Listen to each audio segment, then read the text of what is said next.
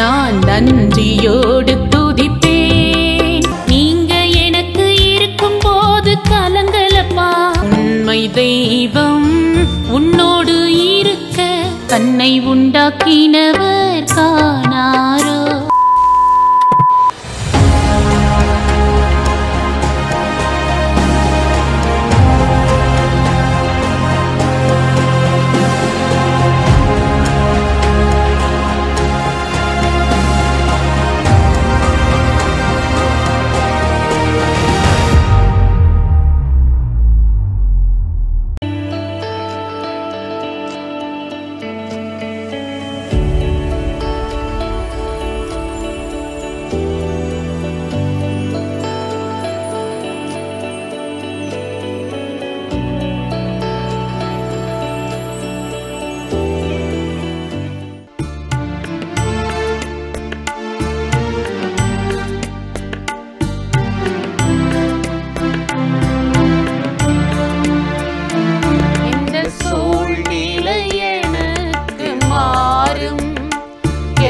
சூழ்நிலையும் இன்று மாறும். இந்த சூழ்நிலை எனக்கு மாறும். எந்த சூழ்நிலையும் இன்று மாறும். இயேசு இரத்தத்தால், இயேசு நாமத்தால் எல்லாமே மாறிவிடும். இயேசு இரத்தத்தால், இயேசு நாமத்தால் எல்லாமே மாறிவிடும். இந்த சூழ்நிலை எனக்கு மாறும். எந்த சூழ்நிலையும் இன்று மாறும்.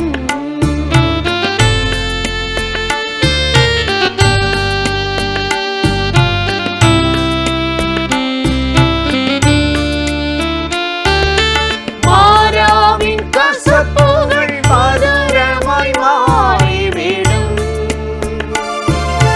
பாறையின் விஷமெல்லாம் அற்புதமாய் நீங்கிவிடும். மாறாவின் கசப்புகள் மதுரமாய் மாறிவிடும். பாறையின் விஷமெல்லாம் அற்புதமாய் நீங்கிவிடும். சிலுவை மரத்தால் மாற்று நடக்கும். சிலுவை மரத்தால் மாற்று நடக்கும்.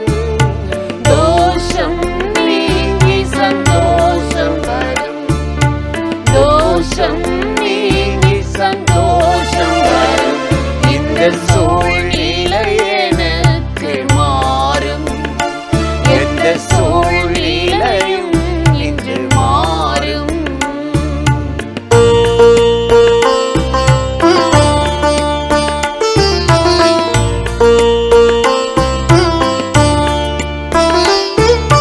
கோலியாத்தின் வல்லமை இன்றைக்கே அழிந்திடுமே.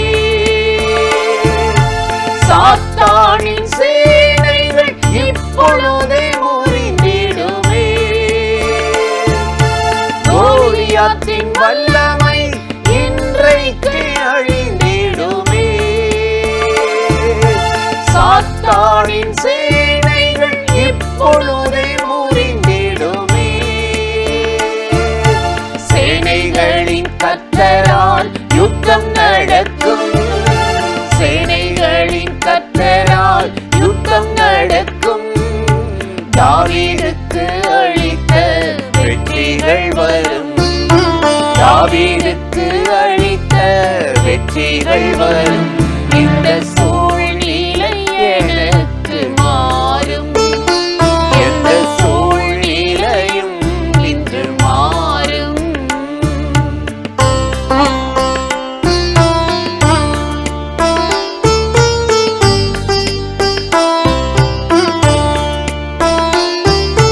வெறுமையான கற்றாழை தண்ணீரால் நிரம்பிடுமே.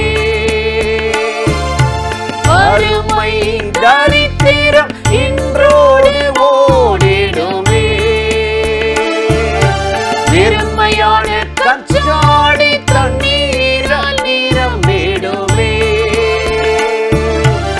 வறுமை தரித்திரம் என்றோடு ஓடிடுமே. இயேசுவின் வார்த்தையால் எல்லாம் நடக்கும். இயேசுவின் வார்த்தையால் எல்லாம் நடக்கும்.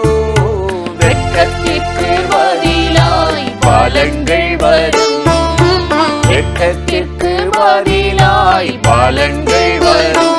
இந்த சூழ்நிலை எனக்கு மாறும். எந்த சூழ்நிலையும் இன்று மாறும்.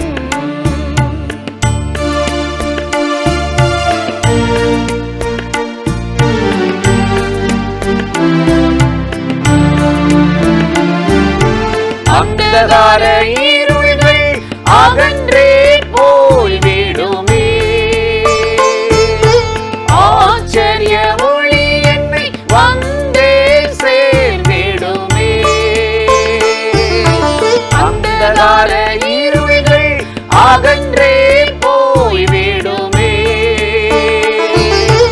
ஆச்சரிய ஒளி என்னை வந்தே சேர்ந்திடுமே. பரிந்து பேசும் இரத்தத்தால் வாழ்வு கிடைக்கும். பரிந்து பேசும் இரத்தத்தால் வாழ்வு கிடைக்கும். பரிசுத்தமாய் என்னை பரலோகம் சேர்க்கும். பரிசுத்தமாய் என்னை பரலோகம் சேர்க்கும். இந்த சூழ்நிலை எனக்கு மாறும். எந்த சூழ்நிலையும் இன்று மாறும். எந்த சூழ்நிலை எனக்கு மாறும். எந்த சூழ்நிலையும் இன்று மாறும். இயேசு இரத்தத்தால், இயேசு நாமத்தால் எல்லாமே மாறிவிடும்.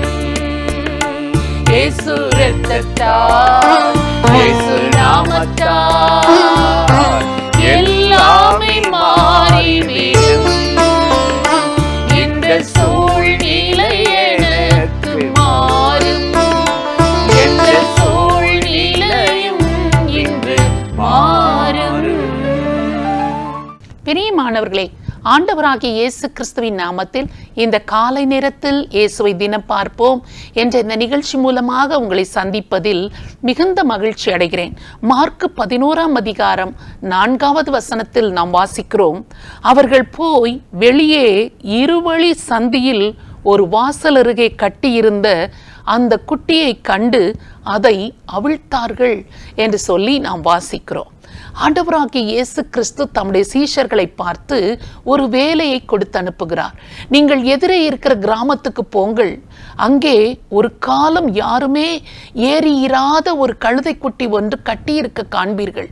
அதை எனக்காக அவிழ்த்து கொண்டு வாருங்கள். அதை ஏன் அவிழ்க்கிறீர்கள் என்று யாராவது உங்களிடத்தில் கேட்டால், இது ஆண்டவருக்கு வேண்டும் என்று நீங்கள் சொல்லுங்கள் என்று சொல்லி சீஷர்கள் அந்த வேலையை செய்து வரும்படியாக ஆண்டவர் கட்டளையிட்டார். அதன்படியாக அவர்கள் கடந்து போகும் பொழுது அங்கே ஒரு கழுதைக்குட்டி இருவழி சந்தியில் வாசல் அருகே கட்டி வைக்கப்பட்டிருந்ததாம்.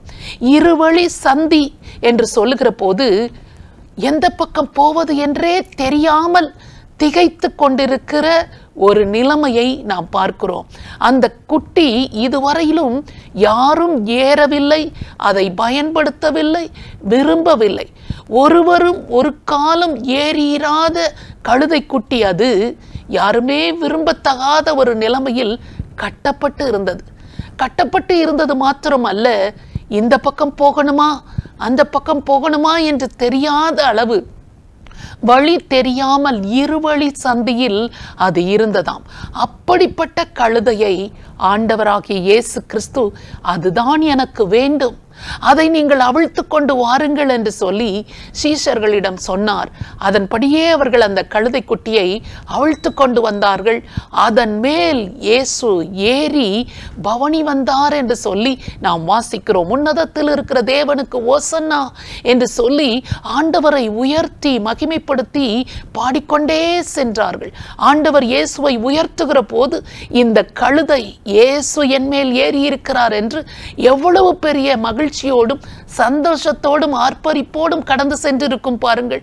இயேசுவுக்கு எவ்வளவு பெரிய மகிழ்ச்சியும் மகிமையும் கிடைத்ததோ அதே மகிமை இந்த கழுதைக்கும் கிடைத்து கொண்டே இருந்தது. வஸ்திரத்தை வழியோரங்களில் விரித்திருந்தார்கள். எல்லாரும் அதற்கு முன்பாக ஆர்ப்பரித்துக் கொண்டிருந்தார்கள். அத்தனை மகிழ்ச்சியிலும் இந்த கழுதை குட்டிக்கும் பங்கு இருந்தது. அதே போலதான் பாருங்கள், இன்றைக்கு நம்முடைய வாழ்க்கையிலும் எந்த பக்கம் போவது, என்ன செய்வது, எப்படி செய்வது, இதை நான் சரியாய் செய்து விடுவேனா, இதில் போனால் நான் வெற்றி பெற்று விடுவேனா, அல்லது இதில் போக வேண்டுமா, எதுவும் தெரியாமல், வழி தெரியாமல், எல்லாராலும் புறக்கணிக்கப்பட்டு யாராலும் விரும்பப்படாத ஒரு கழுதை குட்டியை போல நாம் இருந்தோம். ஆனால் ஆண்டவராகிய இயேசு கிறிஸ்து அப்படிப்பட்ட கழுதை தான் எனக்கு வேண்டும் என்று சொல்லி எல்லாராலும் புறக்கணிக்கப்பட்ட நம்மை ஆண்டவர் இயேசு தெரிந்து கொண்டு நம்மேல் ஏறி பவனி வர விரும்புகிறார்.